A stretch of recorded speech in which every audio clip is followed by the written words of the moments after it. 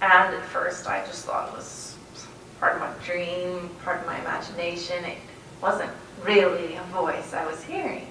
But then I heard the voice again, saying the same words over, saying, I have a knife at your neck, don't make a sound, get up and come with me. And as I laid there and heard it that second time, I could feel something sharp lying across my neck. I could feel someone's hand on my arm trying to pull me out of bed. And I remember opening my eyes and just seeing this dark figure standing above me. Some man trying to pull me out of my bed. Well, I didn't know if he'd been through the rest of my house yet. I didn't know if he'd killed my parents or hurt my brothers. The one thing I did know, however, was that my younger sister was still asleep in bed next to me.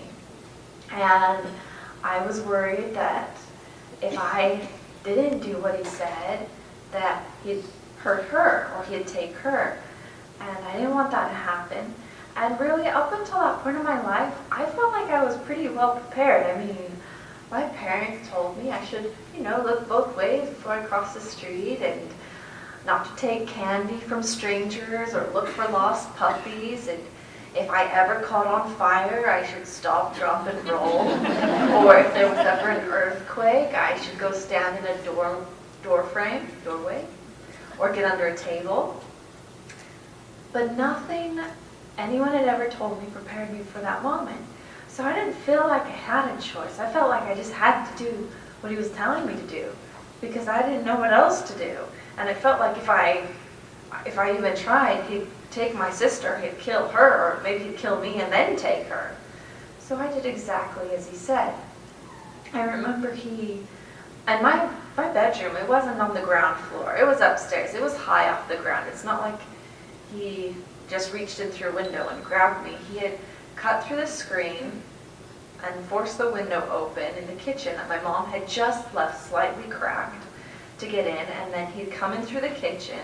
He had to go into our front entryway and up the staircase into a whole different section of the house. I mean, he was really inside our house. It wasn't just this quick little reach in, grab me, and get out.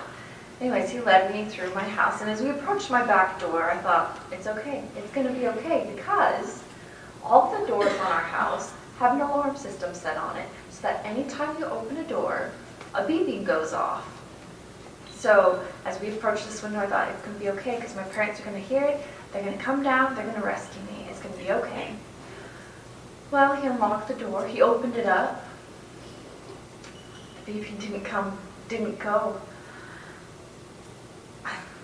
I didn't find out until afterwards that actually the magnet in the door and in the door frame that set the alarm off had actually fallen out. Just bad luck. I mean, he didn't have anything to do with it. He didn't know about it. Just bad luck.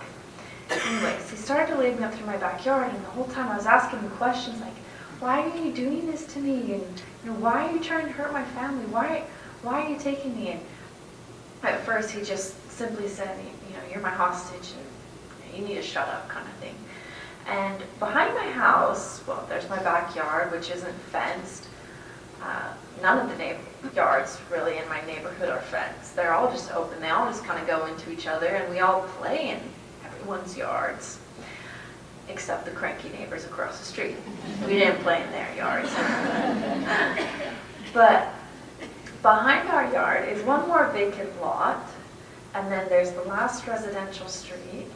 But it just so happens on one side is the vacant lot, on the other side of the street is this trailhead. It's quite a popular trailhead, actually. It takes hikers or bikers into the mountains, and it is quite popular. And I had gone on it. I mean, my dad had taken my siblings and I up these trails many times, so I was pretty familiar with them. But we got up through this vacant lot. We're about to cross the street when all of a sudden he sees some headlights coming, and he pushes me down. Well, I immediately start thinking, this is the getaway car. Why is he hiding? Once we're in a car, no one's ever going to find me. I mean, he took me in the middle of the night. It's not like there was someone watching or someone that could see anything. This is it. This is going to be the end. Well, the car was going pretty slow, and when it got down close to us, It didn't slow down, it didn't stop, it just kept going, but I remember reading along the side of the car, police. And I remember for half a second being like, wow, they're good, they're so fast, it's gonna be okay. But the car just kept going.